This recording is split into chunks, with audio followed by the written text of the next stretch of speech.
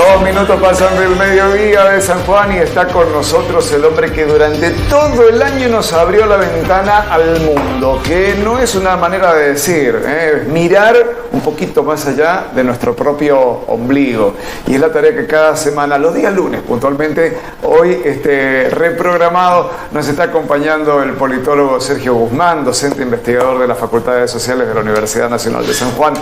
Bienvenido, Sergio, un gusto. Gracias. Como siempre. No, el gusto es mío, gracias Bueno. por la consideración del año, pero ya no vamos a referir a eso. No, claro, por supuesto, y que no es fácil, ¿no? Sí. Tomar conciencia de que estamos insertos en un continente, ¿no? En un subcontinente, en un continente, una en un región, mundo, una subregión, sí, y que las cosas que suceden no son aisladas tampoco, ¿no? No, porque todo nos determina, todo influye, todo está relacionado, todo el mundo es interdependiente, dicen los que saben. Así que ese famoso efecto mariposa parece ser que muchas veces se conjuga, se puede llegar a plasmar en los hechos internacionales. Y este año ha sido un año cargadísimo de noticias a nivel internacional. Yo al finalizar, se me viene en este momento a la mente, podría ser en resumir este año tal vez en una expresión, pero comenzamos el año allá por enero, en donde una noticia a nivel internacional nos impactó. Nosotros no la abordamos porque nosotros estábamos en pausa en ese momento, que fue el intento de golpe de Estado en Brasil. Sí, señor. Sí, el 8 de enero, estas imágenes recorrían el mundo. En el Palacio del Planalto. Exactamente, en donde simpatizantes del expresidente Jair Bolsonaro intentaron tomar por asalto las instituciones gubernamentales. Una cosa inadmisible en tiempos modernos, en tiempos de democracias se supone solidificadas, se supone ya consolidadas, y esta situación a 7 días de haber asumido, porque si nosotros recordamos, Luis Ignacio Lula da Silva todavía no cumple un año de gestión. Claro, porque asumen el 1 de enero. Exactamente, asumió el 1 de enero de este año, y el 8 de enero, a la semana, a los 7 días, no estando el presidente en la Casa de Gobierno, porque ni siquiera estaba en la capital, ¿sí? Había estado asistiendo a una situación en Río de Janeiro, y después había pasado por San Pablo también, una situación también de inundaciones de cuestiones que estaban... Me acuerdo, ¿sabes qué? De la connivencia de alguna policía que permitió el avance de las columnas. Las famosas zonas liberadas. Famosas zonas liberadas. Eso fue lo que sucedió al comenzar el año. Después, ingresado, y si le voy a pedir a Jorge que vamos trasladando que vamos pasando las imágenes, también habían sucedido cuestiones en Europa, y que tiene que ver con este famoso avance de la derecha más conservadora y de retirar al Estado. La convulsión que había sucedido en Francia y las manifestaciones importantes que habían sucedido en Francia, producto de la modificación, si lo recordamos, del ampliar la edad jubilatoria, pasarla de 62 a 64 años. Eso había sucedido en París. Y en París, cuando se levantan, si hay algo que hay que observarle, es que se movilizan en serio. Nada de protocolo. Y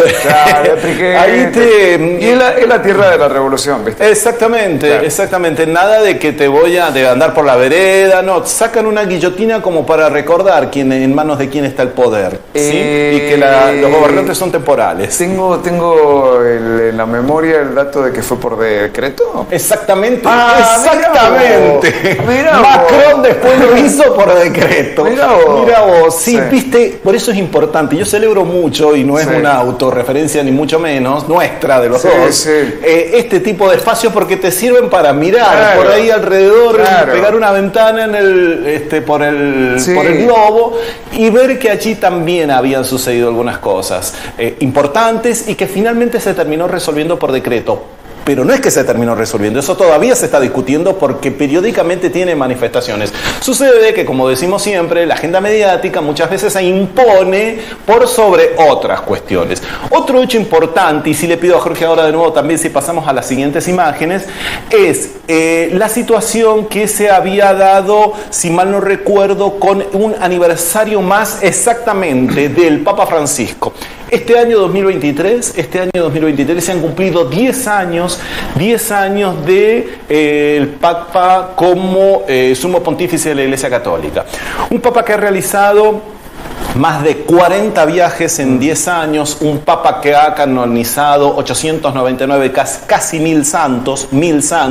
Eso es una tarea que parece menor, pero es una tarea evangelizadora de reconocimiento a personas de fe, hombres y mujeres de fe que han entregado su vida a una causa y a un convencimiento religioso muy importante, y un Papa que ha bregado mucho por la interreligiosidad también y por el diálogo entre las distintas religiones, que no es ni más ni menos lo que debe hacer un sumo pontífice. De igual manera también ha reconocido, incluso recientemente, a minorías que otrora han sido tradicionalmente digamos, dejadas de lado o no vistas por la Iglesia, ¿sí? Las minorías sexuales, los pueblos originarios. Te diría combatidas por la Iglesia. Hasta combatidas por la Iglesia, sancionadas. Recordemos que es este Papa quien autoriza la comunión a personas divorciadas. Si siguen siendo hijos de la Iglesia por una cuestión secular, por una cuestión de los seres humanos, no los inhabilita a ser hijos de Dios, dice este Papa Francisco, que ha tenido un protagonismo y tiene un protagonismo hasta el día de hoy, con su salud claramente deteriorada por cuestiones naturales, sumamente importante, tiene un rol sumamente importante y significativo a nivel internacional, es un actor internacional de peso. ¿Te acordás cuando asumió Bergoglio que se hablaba de un papa de transición porque era una persona mayor? Sí. Se hablaba como que iba a ser un papa cortito, ¿viste? Un papa, y la verdad que marcó un quiebre. Digamos, la historia de la Iglesia va a recordar mucho totalmente a Bergoglio. Totalmente, ¿no? Como el primer papa latino, ni hablar de un papa argentino y demás, pero un hombre de la orden de los jesuitas, recordemos, de la opción por los pobres, el Concilio Vaticano II. Hay otra cuestión social que algunas líneas más conservadoras de la Iglesia, que se entienda como lo expresamos, por favor, ortodoxas. Él es un papa disruptivo, viene a romper con muchas estructuras establecidas, lo que le ha granjeado adeptos, desde luego, y también muchísimos enemigos, no adversarios, enemigos. Concretamente en el norte de América, la Iglesia Católica norteamericana es en donde hay mucha más resistencia a este papa, que proviene de, como decimos, de la orden de los jesuitas, que no son precisamente las órdenes más tradicionales dentro de la Iglesia y las que comúnmente tienen este poder tan concentrado como es la Iglesia, pero tan fuerte, que valga esa redundancia, en el Vaticano. Y si pasamos a las siguientes imágenes, vamos a ver y vamos a repasar que este año, en mayo de este año, hubo un caso atroz, un caso de discriminación atroz, en donde hicieron llorar en Europa a un futbolista que parece, esto es la muestra, pero esto es la muestra de la sociedad europea y de las sociedades actual, la evidencia del odio, en donde hicieron llorar 50.000 personas gritándole, insultándolo con epítetos, tratándolo de un animal, de un mono y demás, a este jugador brasileño que en ese momento tenía 22 años. No sé si ya tiene 23, es un pibe de 22 años, jugador extraordinario, que jugaba en el Real Madrid. Y la foto que vemos a la izquierda es una captura de un video propio de él mismo, en donde él, camino a su casa en Madrid, se había encontrado con ese espectáculo decadente, que es un muñeco de estos inflables de color negro, con la camiseta de él ahorcado, simulando un ahorcamiento en un puente de Madrid. Bien, dicha esta descripción, esto es el mundo. Esto es el mundo, sí, insisto, no es un caso aislado. En Europa se reiteran constantemente los ataques, los insultos, los actos de discriminación hacia los jugadores, concretamente latinos, el famoso sudaca. ¿Sí? Estos epítetos que parece y estos que algunos se derriten mirando a Europa como el continente educado, el formal, modelo. Bueno, veíamos recién lo de Francia. Cuando salen a protestar, es decir, porque nosotros hay una mirada muy selectiva en ver, esto sí lo tomamos, esto no. Cuando te protestan, te protestan. Bueno, y esta situación se había dado en el Real Madrid, en un estadio español que llevó incluso, recuerdo que lo habíamos conversado, Daniel, a que se diera intervención al mismísimo Lula da Silva. El mismísimo presidente, estando de gira por Asia, en Japón y en China, hizo referencia concretamente al caso Vinicius, solidarizándose con eso y que eso no puede suceder en este mundo. No puede suceder. También la relación entre el racismo y la resistencia a ciertas corrientes migratorias. Porque hay inmigrantes. Sí, hay inmigrantes e inmigrantes. Claro, todos somos iguales, pero algunos somos más iguales que otros. Claro, hay inmigrantes más oscuros y más claritos. Claro, claramente. No, si esa cuestión tan básica, tan primitiva, tan de primate, con la salvedad y el respeto a los animales, no tienen la culpa de las miserias humanas. Y si pasamos a la otra, le pido a Jorge, por favor, vamos a ver que también este año ha sido un año sumamente convulsionado para América Latina, y uno de los países que ha tenido un gran protagonismo en este año 2023 ha sido Ecuador, por una inestabilidad política que lo lleva al presidente Lasso allá por mayo a declarar la famosa muerte cruzada. La muerte cruzada es un mecanismo constitucional, institucional, en Ecuador que habilita, que la puede activar como resorte el titular del Ejecutivo y que habilita a que se neutralice, se cierre el Congreso. Pero con ello también se lleva a que también se defina y se dé por finalizado su propio mandato presidencial, en este caso el del Ejecutivo. Esto llevó a convocar a elecciones y la persona que vemos en la parte superior derecha de la pantalla era uno de los candidatos, Fernando Villavicencio, que recordemos en un acto político, a la salida de un acto político, de un mitin, fue asesinado. Esa es la violencia y la inestabilidad. Eso fue en agosto. Fue la violencia y la inestabilidad política que atraviesa, porque hasta el día de hoy lo atraviesa, a Ecuador, cuya situación de esto se desencadena que la persona de abajo a la derecha, es Daniel Noboa, es el actual presidente de Ecuador que ha asumido el 23, hace exactamente un mes y días. No puedo dejar de pensar, Sergio, que se nos pone a Ecuador como uno de los modelos inspiradores de la dolarización. Así es. Esta es la consecuencia de un desastre que ha venido atravesando, que no es Lasso. Lasso es un eslabón más en una cadena. Entender la realidad política como circunscrita a una sola gestión no funciona así. Las sociedades somos partes e insertas dentro de procesos. En el caso de Ecuador se había dado esto, y Daniel Noboa, que es un representante, es un joven presidente proveniente del mundo empresarial, con promesas de la máxima libertad, va a intentar ahora concluir, porque atención a este dato, él no es que comienza un mandato nuevo, va a concluir el mandato de Lasso, que finaliza en 2025. Entonces, esa es la situación en Ecuador, y Ecuador ha sido, y América Latina, a diferencia de años anteriores, en donde por supuesto sucedían cuestiones, pero no del impacto internacional que se han tenido durante estos últimos 12 meses, América Latina ha sido protagonista. Y le pido a Jorge la siguiente, porque ahora vamos a ver una situación que también se ha dado un quiebre, pero crucial. En julio de este año, hay que coincidir en algo con aquellos que niegan el calentamiento global. ¿Saben qué? Es verdad, el calentamiento global no existe más ahora. Claro. Porque ya se ha dado por finalizada esa fase, y ahora se ha transitado a la fase de ebullición global. Esto no se le ha dado mucha relevancia. No. Este año, en julio de este año, Naciones Unidas, conjuntamente con una serie de centros científicos, de laboratorios climatológicos, de centros meteorológicos más prestigiosos del mundo, universidades del mundo, han determinado que específicamente la Tierra esta especie, nosotros los seres humanos, hemos modificado en el lapso de 120 años, no es a propósito y arbitraria el año y la cifra que te estoy diciendo, hace 120 años, fase preindustrial. Claro. Revolución industrial. Fase, exactamente. Sí, sí. En 120 años a este planeta, esta especie, la humana, ha modificado el clima en 1,5 grados más. A los niveles preindustriales se está llegando. Es decir, ya es imposible llegar a esos niveles. Entonces, el calentamiento global, científica y formalmente, como fase, ya acabó. Donde vamos a llegar ahora, y la fase que estamos transitando desde hace 180 días, Daniel, es la fase de ebullición global.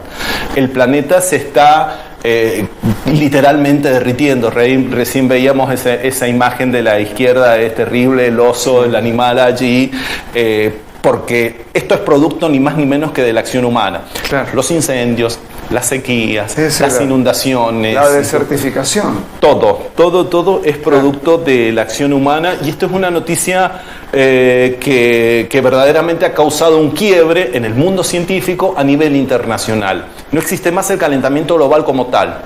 Así que para aquellos que se vanaglorian, aquellos irracionales que andan dando vueltas, sí, negadores del calentamiento global. Te quiero preguntar, porque se plantea que esto del calentamiento global y del cambio climático es una imposición de izquierda, ¿no? Digo, vos habrás escuchado, y de hecho es una de estas frases de TikTok, de redes sociales, que sí, con la ligereza y la gratuidad de que el teléfono aguanta lo que uno le tire, se repite y se reenvía, ¿no? Que esto es una imposición ideológica, el calentamiento global. Claro. Cuando escuchamos siempre ese tipo de expresiones, hay que ver desde dónde vienen y a quién favorece, quién lo dice, desde dónde, para qué, a quién beneficia. Sí, desde luego, eso de que uno puede contaminar un río libremente y dar que en nombre del libre mercado es la palabra sacrosanta y la expresión casi indiscutible, inexorable, es el axioma que no admite absolutamente ninguna penetración de ningún cuestionamiento, no es ni más ni menos que una microvisión de la realidad, pero porque la realidad no es solamente del mercado. Vos y yo no somos unidades económicas, y quienes nos escuchan mucho menos. Somos singularidades. Depende. Te puedo asegurar que para determinar un paradigma, todos somos unidades de producción. Claro, es decir, somos singularidades un poco más complejas. Sí, reímos, soñamos, nos entristecemos, nos divertimos, nos alegramos, categorizamos el éxito. ¿Sí? Para algunos puede ser hacer la medianera, comprarse un auto, y para otros puede ser tomar mate con tu vieja en el fondo. Es decir, por ahí el éxito transita por otras cuestiones, no solamente esa singularidad, esa subjetividad, esa complejidad es lo que hace al ser humano, creo yo. No es si producís estás adentro, si das pérdida estás fuera. Es una cuestión que da para muchos otros programas, no micro de esto, pero no quería dejarlo pasar. No, pero quería dejarlo pasar porque si no se termina banalizando esto. Sí. Y le pido a Jorge la siguiente noticia, porque este año también lo que ha sucedido, un golpe de Estado muy particular en otra región del mundo, en Níger.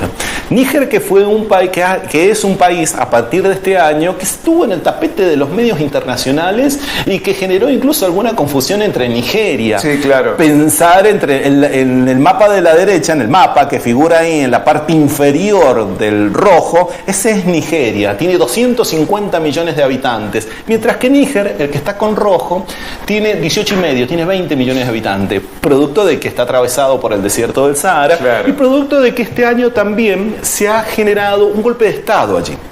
Un golpe de Estado en el que se habló mediáticamente muy intensamente durante un par de días y que después rápidamente desapareció. Sí. ¿Quién se supone que está detrás de este golpe de Estado? Bien, se acusa, porque este golpe de Estado tiene algunas particularidades muy claramente definidas. La población ha aprobado de manera enfática que se tome justamente se tome el poder por asalto, prácticamente una cosa inadmisible en tiempos institucionales, de democracias, etcétera. ¿Por qué? Porque detrás de esto y detrás del gobierno y demás, quienes están son empresas francesas. ¿Qué tiene que ver esto? Níger es una ex colonia francesa que tiene todavía muchísimos y sólidos, fuertes vínculos administrativos, diplomáticos, incluso en alguna medida hasta culturales con Francia. ¿Y qué sucede? Níger es un gran, no productor porque la producción está sin explotar todavía, pero posee grandes yacimientos naturales de uranio, de petróleo, de gas. Claro. Es decir, sus recursos naturales son extraordinarios, pero fundamentalmente tiene uranio, materia prima crucial, fundamental, elemental para la energía atómica, la energía nuclear. Claro. Entonces, que esto está virgen, tiene un 80% de la población, es decir, de esos 18 millones de personas, entre 14 y 15 millones están prácticamente en la pobreza absoluta, Entonces, no tiene una economía diversificada, no tiene una base ni siquiera elemental, una base primaria, industrial, y sí lo que hay es una fuerte economía de características extractivas. ¿Por parte de quién? Concretamente por parte de Francia. Por eso hemos visto mucho protagonismo de Macron en la situación en Níger. Este golpe de Estado tiene la particularidad de haber sido el protagonista en África. Vamos a pasar a las siguientes imágenes. Le pido a Jorge, por favor. ¿Por qué? Porque hablando de migraciones, y el caso de Lampedusa, que en algún momento lo charlamos acá. Claro. ¿Sí? Lampedusa, que es una isla de Italia que queda muy cerca de Sicilia, al sur de Italia, pero queda más cerca de la costa africana. Y en este contexto se generó, allí por septiembre, hace muy poco, parecen que fue hace años, años, nosotros enfrascados en nuestra realidad, en nuestra vorágine cotidiana, y en Lampedusa sucedió que es una pequeña isla de unos 18.000 kilómetros cuadrados y que allí habitan 6.000 personas. Pero resulta que en un lapso de 72 horas, arribaron a esta isla más de 10.000 personas, desbordando la capacidad para poder sostener la residencia, aunque sea temporal, de estas personas que arribaron allí. Y bueno, la primer ministra italiana, la señora Meloni, juntamente con Ursula von der Leyen, que es la presidenta, la titular máxima de la Unión Europea, arribaron a la isla. Se las acusó de lo que habían hecho fue una puesta en escena, un acto de más bien fotográfico, de puesta en escena fotográfica, dado que entre ellas existe, hasta el día de hoy, una tensión. ¿Por qué? Porque la posición de la Unión Europea es hacer una distribución equitativa, nunca es equitativa, pero una distribución, generalmente los países del sur de Europa son los que cargan con todo esto, equitativa, dice von der Leyen, de la Unión Europea, en los distintos países. Le dice a Meloni, usted vaya recibiendo lo que nosotros los vamos a ir distribuyendo. ¿Cuál es el rol más enfático y radical de Meloni, que sabemos que es una presidenta que inclusive ponderó hasta el mismísimo Mussolini? Ella la política que brega es que directamente, nada de distribución, no quiere que salgan de África. Claro. No quiere que salgan. Meloni y lo ha planteado a los Trump. Exactamente. Un muro. Pero un muro en su país, ni siquiera a la entrada del mío, a la salida del tuyo. Claro. Pongamos cocodrilos en el Mediterráneo. Claro, una cosa así, cultivemos tiburones. Claro. Bueno, esto es lo que sucedió concretamente en la crisis de Lampedusa. Crisis de Lampedusa, y con esto agregamos algo más, que isla que fue cuna y toda esta región de alguien que nos suena mucho a nosotros y caro a los sentimientos, que es ni más ni menos que René Favaloro. Claro. ¿Sí? De hecho, hay monumentos, hay calles, hay plazas que llevan el nombre de René Favaloro, porque él era un siciliano de toda esta región y había pasado por Lampedusa. Bueno, de hecho, el puerto que veíamos recién con ellos se llama Muelle y Puerto Favaloro, por nuestro René Favaloro. Son pequeñas pinceladas que ayornan Italia, un país que ha regado inmigrantes suyos en todo el mundo. Sí. esta cosa. Sí, esta cuestión que uno por ahí lo lleva a advertir ciertas actitudes de ingratitud que uno dice, ¿por qué se producen esto? Si pasamos a las siguientes imágenes, nos vamos a encontrar ya en octubre con el conflicto, el problema a nivel internacional que hoy ocupa a todos, que es precisamente la crisis de Medio Oriente. Una crisis que hasta el día de hoy está más intensa, que se multiplican por cientos y por miles, ya han superado los 21.000 víctimas, la situación es absolutamente crítica, y aquí hay que hacer algunas salvedades, no hay ni que justificar, ni a uno ni a otro bando. De igual manera que uno dice que Hamas, que no es Palestina, Palestina. Hamas, que es un brazo armado transformado en una organización terrorista porque hace uso de la violencia, es un puñado de violentos que comete atrocidades violando todos los derechos humanos y todas las convenciones de hecho. Por eso es un grupo terrorista y una agrupación precisamente con esa categoría.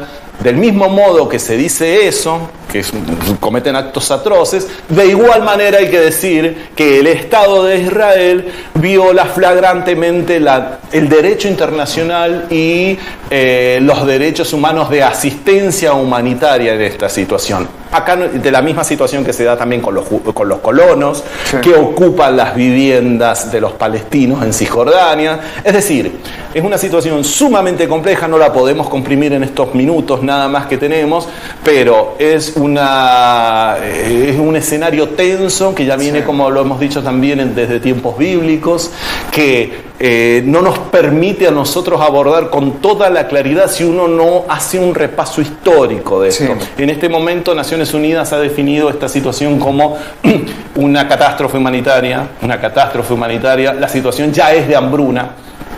Sí, es una situación de emergencia en donde, muchos de los perjudicados son niños.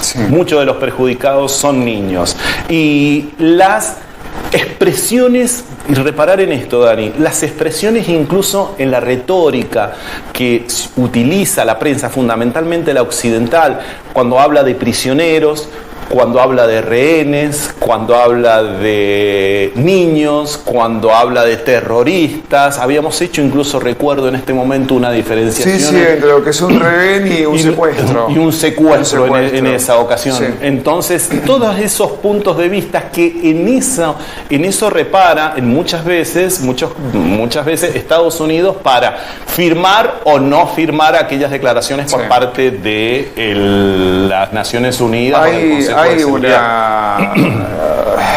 una incomodidad estadounidense con este tema. Yo recuerdo Biden interviniendo personalmente para abrir una ventana, una tregua, no por bonomía, ni por altruismo, ni mucho menos, sino totalmente. Porque es insostenible, digamos. Sí, es insostenible, no se avisora algún tipo de solución en el cercano horizonte, porque el odio, los recelos, esta situación absolutamente inadmisible, la cuestión de las represalias. Sí, porque hay que tener en cuenta en política internacional las respuestas que da un Estado ante una agresión. Esa respuesta, y en el derecho también más elemental, debe ser proporcional al daño que se percibe como infringido. Esta situación es absolutamente desproporcionada, la respuesta que se ha dado. Y como decimos, acá no hay buenos, y al menos de mi parte no intento tomar partido ni por uno ni por otro, sino que las dos situaciones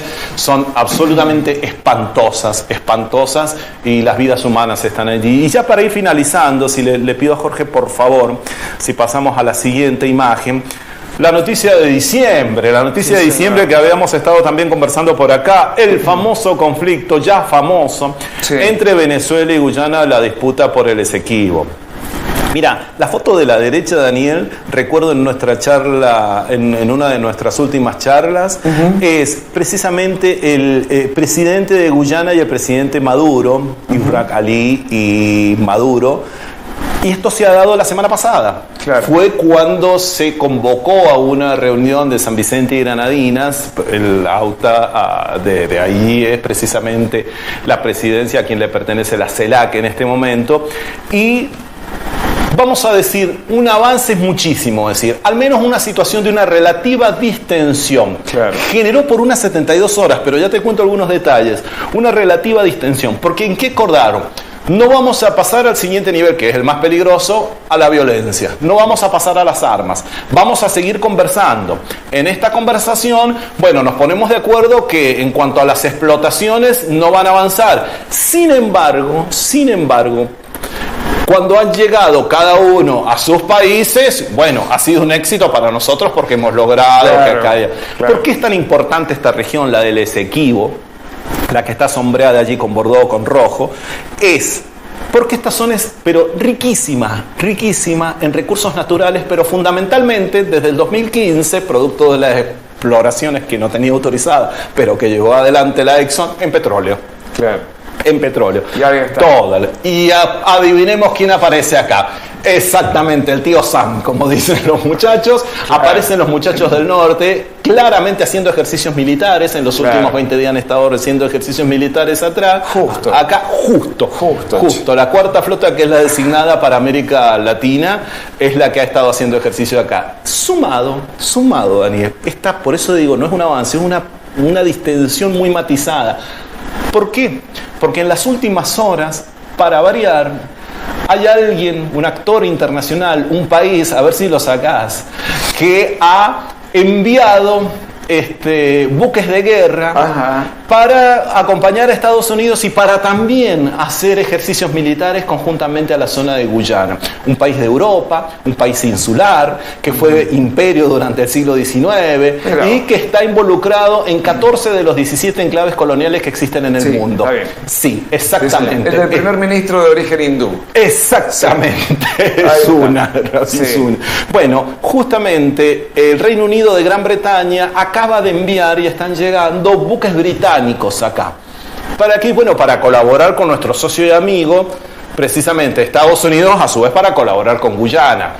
La situación es muy compleja porque Estados Unidos justamente este año, Biden ha flexibilizado y ha distendido muchísimo la relación con Maduro, producto de la guerra de Ucrania. Yo sé que es una telaraña. Producto de la guerra de Ucrania, se ha acercado muchísimo ahora, no a Maduro, al petróleo venezolano. Entonces, bueno, si me permites decir una expresión, el año 2023 no ha sido mejor que el 2022.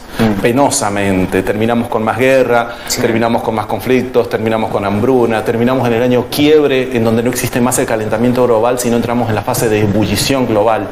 Es tristísimo, es penoso, uno quiere selección, uno podría hacer una selección de las mejores noticias, pero sería también un poco faltar a la verdad y demás. Mira, en el mundo sucede esto, y la especie humana, nosotros hemos seleccionado 10 de las que consideramos y hemos tratado a lo largo del año acá las más relevantes. A mí no me queda más que decirte muchísimas gracias a vos, a todos los chicos, a toda la gente del canal, que siempre han tenido la buena predisposición, la onda para poder charlar y traer, brindándonos unos minutos, haciendo una pausa para poder conversar estas cuestiones internacionales. Ojalá, y es solo una expresión de deseo, no un riguroso análisis científico, es solo una expresión de deseo.